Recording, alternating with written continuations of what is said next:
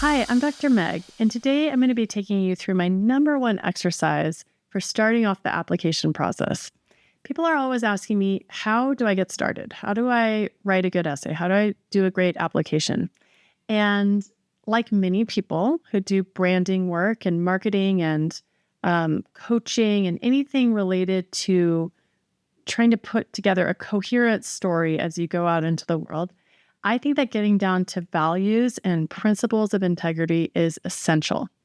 So today I'm going to be taking you through a pretty short but extremely valuable exercise. I'm getting my version of this exercise from a woman named Maria Nemeth, she wrote an amazing book called The Energy of Money, which I cannot recommend highly enough. It's just an amazing book on money, and it's wonderful.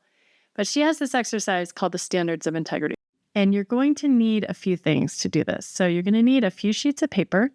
You're going to need a pen. And ideally, you're going to have a 3x5 note card and a way of laminating it, even if it's packing tape. So those things basically, or you can always take it over to like FedEx and try to laminate it there. But you're going to need basically those supplies. I'm going to let you get those and then we'll get to work. Now, just a few notes on this exercise real quick. The first is, who is this for? Well, I always do this with students, but it's actually really great for parents as well, because it helps the whole family to start thinking about what is the story of our family? What really matters to us? If we had to choose, what are our priorities? So I highly recommend it for everybody, but definitely for students. And definitely it's one of the first things we do before we get started on any writing at all. And to talk about integrity for a sec, I'm using that gets thrown around. It's one of those terms that can mean so many things, it means nothing. But for me, it really has to do with structural integrity, which is to say, the more that we understand ourselves and we're living in integrity with ourselves, we have more resilience in the world. So I don't mean it to have a sort of judgmental tone, because I don't think it's actually a moral judgment. It's more about like, how are we structuring our lives and are we integrity with ourselves? So even though it's getting into values, there are many, many values. No value is better than another. Everyone is different, but we just want to be in integrity with ourselves. So it's a little bit of my philosophy of this. So to get started on the exercise, you're just going to write down a list of anyone that you admire in the world.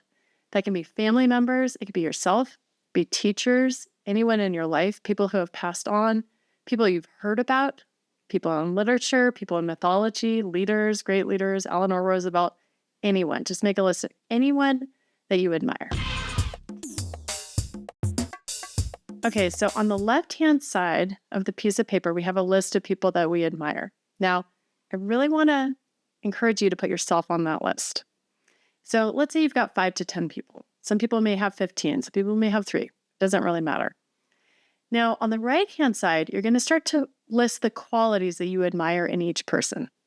So let's say your mom is at the top of the list. On the right-hand side, we might say resilient, courageous, honest, caring. Maybe it's 6 things. Maybe it's 2. Maybe it's 10. But just go ahead and make a list of everything you admire in your mom. Now, let's say we go to the next person, Dalai Lama. And we're going to say present. So that's a new one. So for the first qualities that you did for your mom, you put a check mark by each one, because like you have one person that relates to those qualities, if that makes sense. And now you have the Dalai Lama, and let's put present check mark. But then you also have courageous. So we get a second mark by courageous. You're going to work through the people you admire and make sure to include yourself. And start to look at what's emerging from the list, what patterns, what qualities that keep coming up. Creative, that's another big one for me. So once you've worked through all of the people on your list, you're going to be looking at a collection of values. It should be a pretty long list by this point. Some of the values will have many, many check marks by them. Others might just have 1 or 2. That's fine. That's exactly as it should be. You're just going to take in the list as it is. That's the first step.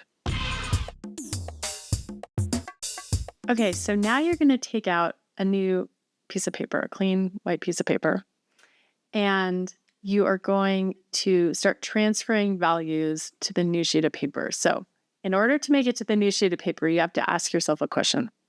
When I think about this value, does it warm my heart? So do I resonate with this? Does this really matter to me? The list you're going to make on the new sheet of paper can be every value that you had on the first one. Again, hopefully you're getting the sense of this. It's a very personal exercise. It's really what you make of it. There's no right way to do it. We're trying to get at what's in your heart. So it can be anything. Anything is great in its progress. So, but just ask yourself one by one to sort through these values. What really matters to me? And you're going to move them all or some, 3, 5, 10 to this new sheet of paper.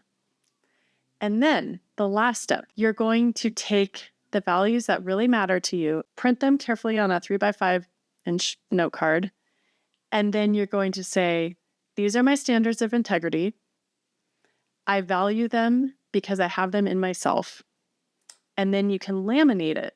And you're going to bring it with you along the application process to remember who you are, because it's a really important step to think about what matters to you. And it informs every step of the application process, from building a college list to writing your main Common App essay, writing, extra information about your school experience, the additional information essay. Every step of this, when you talk to your teachers and ask them for letters of rec, knowing your values is going to help shape and brand every aspect of this application and will make it much better.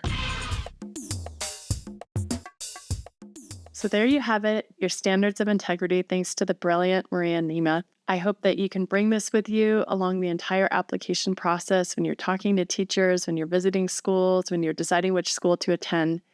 Who you have identified, what qualities you've identified inside of yourself, what matters to you. It should help shape everything and make all your applications cohere and be grounded in values. That's it for now. I'm Dr. Meg. See you next time.